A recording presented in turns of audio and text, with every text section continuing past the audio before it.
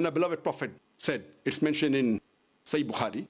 Sahih Bukhari is one of the collections of the authentic sayings of the last and final messenger Prophet Muhammad, peace be upon him.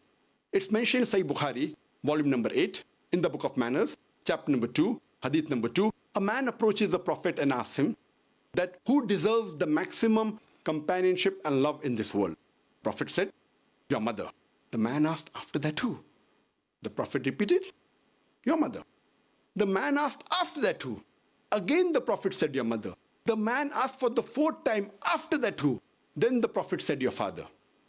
That means 75%, 3/4 of the companionship goes to the mother, 25%, 1/4 goes to the father. In short, the mother gets the gold medal, she gets the silver medal, as well as the bronze medal. The father has to be satisfied with a mere consolation prize.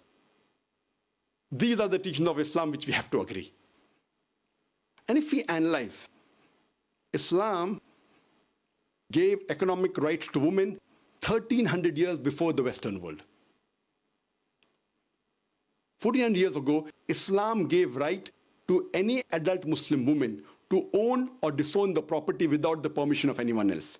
The first time the Western world gave right for a woman to own or disown property was in 1870s under the Married Women Property Act, which said that a married woman, adult, can own or disown the property without the permission of the husband. And this act was later revised. Islam gave economic rights to women 1300 years before the Western world. And in Islam, we do not agree with the word housewife, which is used in English language, because we don't consider the woman to be married to the house to be called as housewife. We prefer calling her as homemaker, the person who makes the home, the person who builds the home. Though we see that there are many misconceptions, and many people think that men and women in Islam are not equal. In fact, in Islam, men and women are equal. But equality does not mean identicality. They're equal, but they are not identical.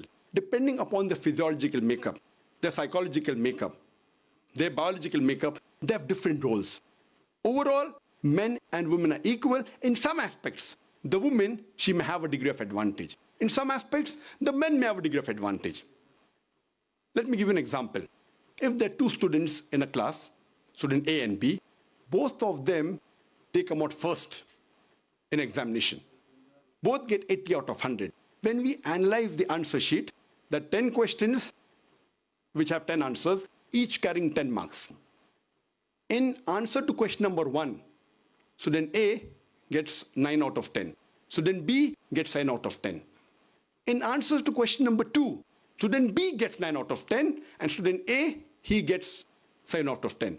In all the remaining 8 answers, both get 8 out of 10. If we add up, both get 80 out of 100, they're equal. But in answer number 1, the student A has a degree of advantage. In answer number 2, student B has a degree of advantage. In the other aspects, both are equal. And overall also they're equal. In the same way, men and women in Islam are equal. In some aspects, the men have a degree of advantage. In some aspects, the women have a degree of advantage. For example, if a robber, if a thief enters my house, I will not say, I believe in women liberalization. I will not ask my wife or my daughter to go and fight. Since God has given me more strength, it is my duty to fight. As the Quran says in Surah Nisa chapter 4 verse 34, that God has given more strength to men. It is his duty to protect the women. So in strength, the men have a degree of advantage.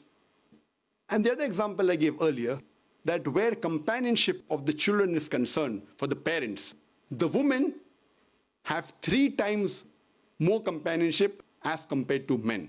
The mother has 3 times more companionship as compared to father. So here, the women have a degree of advantage. So as I said earlier, men and women in Islam are equal. In some aspects, the women have a degree of advantage. In some aspect, the men have a degree of advantage.